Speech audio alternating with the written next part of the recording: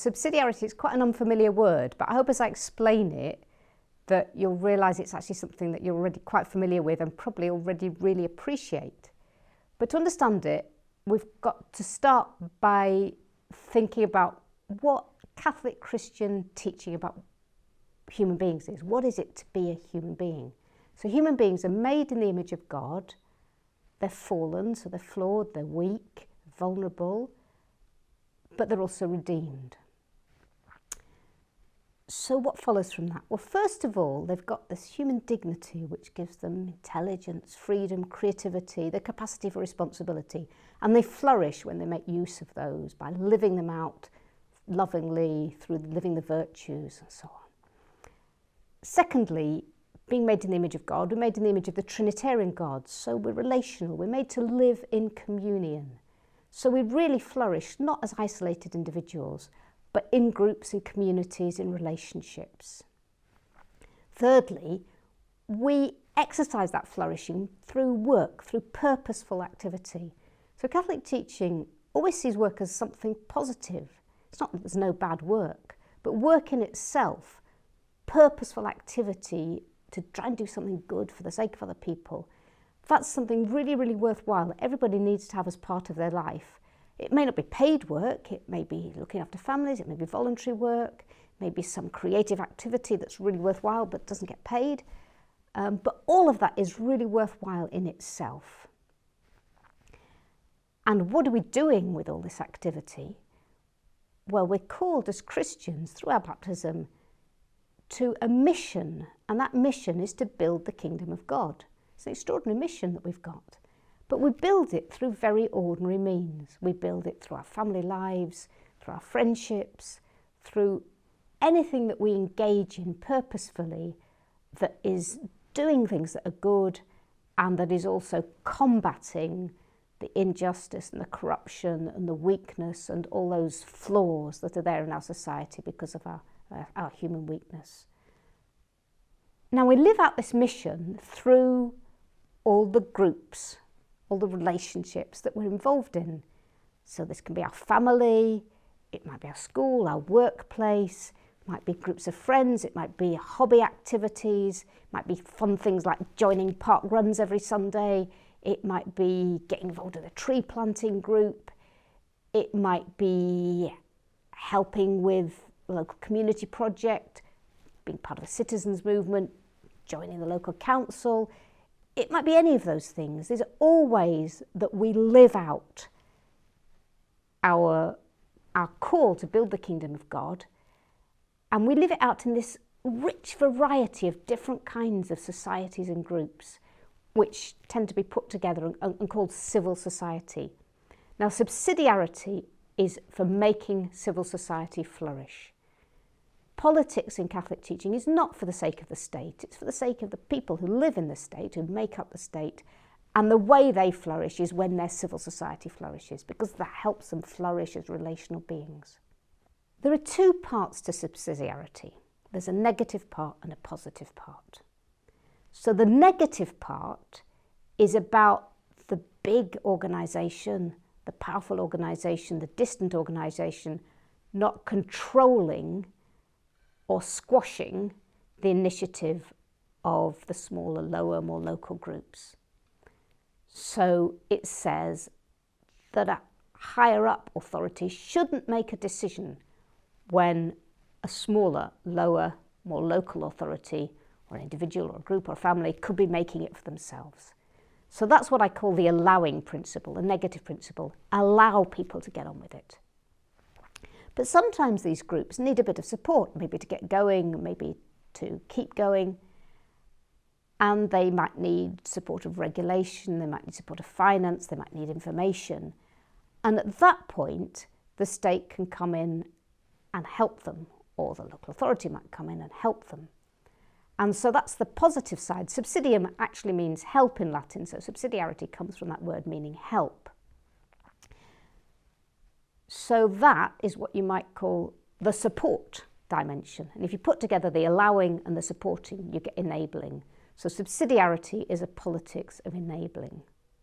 And I'd just like to sum that up by using a quotation from Pope Benedict, which he wrote in 2009. Subsidiarity is a form of assistance offered when individuals or groups are unable to accomplish something on their own, and it's always designed to achieve their emancipation. Subsidiarity respects personal dignity by recognising in the person a subject who is always capable of giving something to others.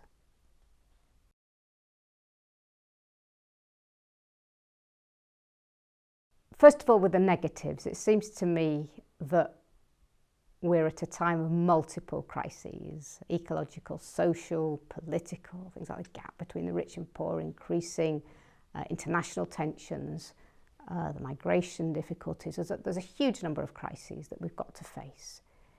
But at the same time, and this is a positive that's kind of under the radar, there's a huge movement of the ordinary population to do really, really good things.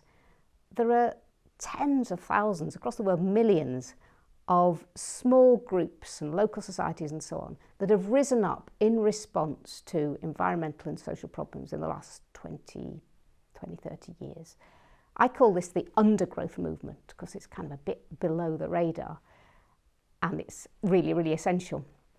And it's things like community-supported agriculture or local allotment schemes, tree planting, people taking over water supplies, people taking over energy supplies. It might be something small like a little support group for someone with a particular medical problem. Loads and loads of this is happening, and actually this is one of the really good things about IT. It's helping it happen. So there's these kind of two different things going on. Now, our old-fashioned politics and our political discourse is still really, really out of date. It's really stuck in almost the late 19th century, almost, let alone the 20th century. There's a kind of face-off between the left and the right. And the right still uses the language of liberal individualism, and the left still uses the language of the big state. And subsidiarity combines what's best in those and rejects what the problems are. So from the right, it takes the valuing of freedom and creativity and initiative, and from the left, it takes the valuing of cooperation and solidarity. From the right, it rejects the competitive individualism.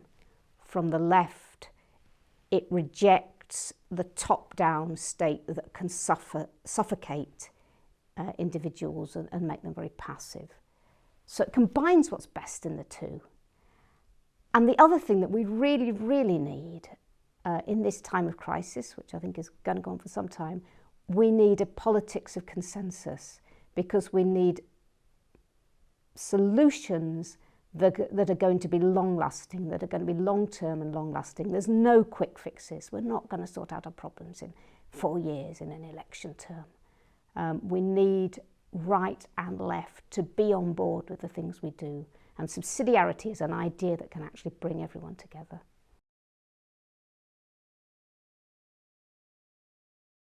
So my main thing to do to practice it better, the first thing to do would be, say, just recognise what you're doing already and celebrate it.